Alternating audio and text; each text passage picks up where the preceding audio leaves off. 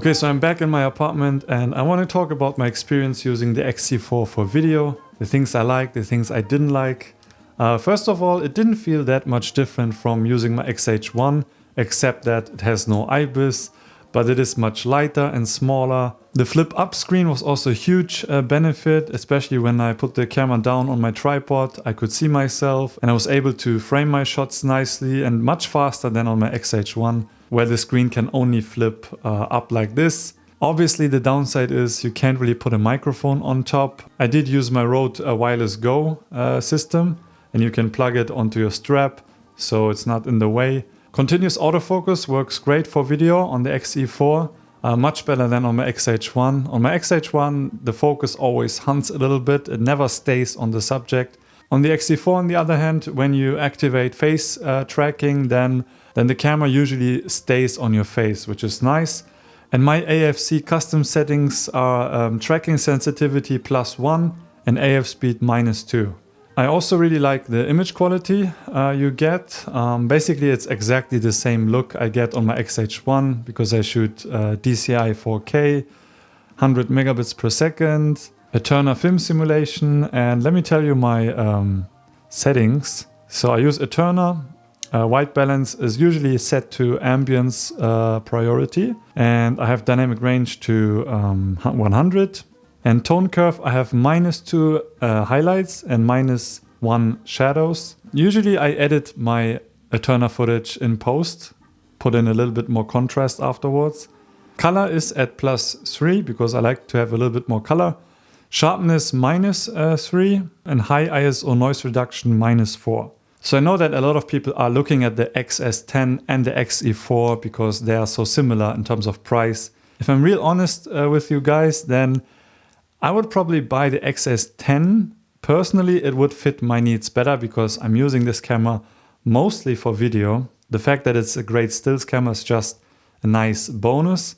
The X-E4 is a great everyday camera, and I think it's not really tailored towards people like me. And in fact, I think Fujifilm targets this camera to, like, you know, ordinary people. This sounds so pretentious. I mean, people who, you know, are casual snap shooters who take pictures of their family, their friends. So this is like a very good all-around camera for everyday people. And I'm actually working on a beginner's guide or settings video for the X-E4, where I show you how I customize my X-E4, because, you know, the most frustrating thing I think for most people is the lack of an AF switch. And I think I found a workable solution. It's not perfect, but it does work for me. So yeah, have a look out for that. If it's already on my channel, I will link it up here. Okay, let's talk about the things I don't like about the X-E4 in terms of video. First of all, it takes a little bit too much time to switch between stills and video. You have to click on the drive button, then go up to go down to movie, and then press the joystick, and then you are in movie mode. It would be nice to have a little switch to switch directly between stills and movie mode. You definitely get used to it and you become very quick at changing modes, but still it slows me down a little bit. But that's not where it ends, because once you're in movie mode, you will see the same settings like shutter speed, aperture, ISO that you have used for stills. So you always have to change them back to your movie settings. It would be nice if these two modes work separately from each other so that the camera remembers your movie settings and still settings. There is, however, a function called movie optimized control, which you can activate, and it will basically freeze whatever settings you set for the movie mode. And then when you go to stills mode, you can change your settings and go back to the movie mode, and the original settings will still be there. But it is a little cumbersome because once you activated movie optimized control, you have to go into the C menu or the Q menu to change your shutter speed and aperture again. And yeah, one thing that is important to mention here is once you use movie optimized control, you can't use the aperture ring anymore to change your aperture.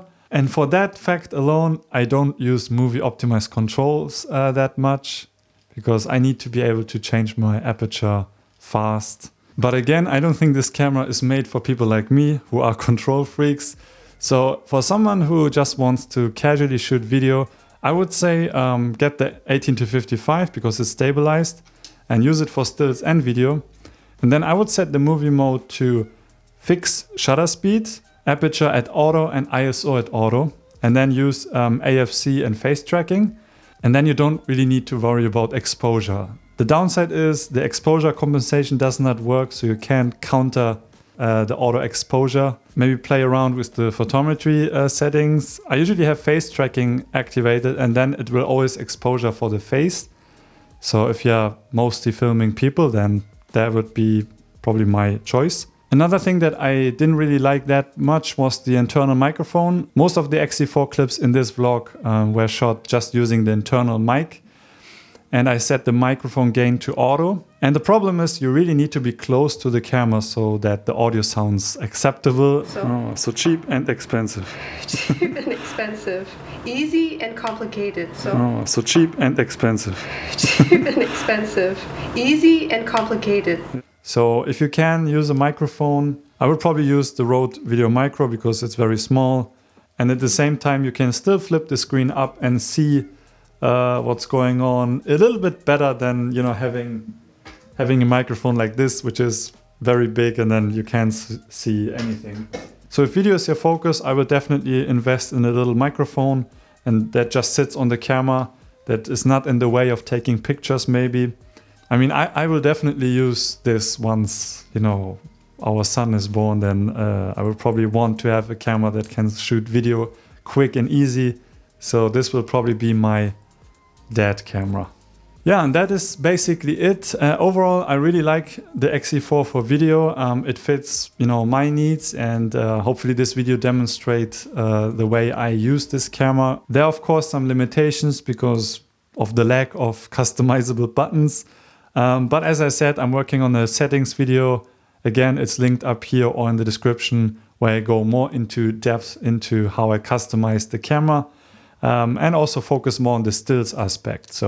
But I hope this was still useful to you, and I see you in the next video very soon, unless you're not subscribed, because then you will probably miss it.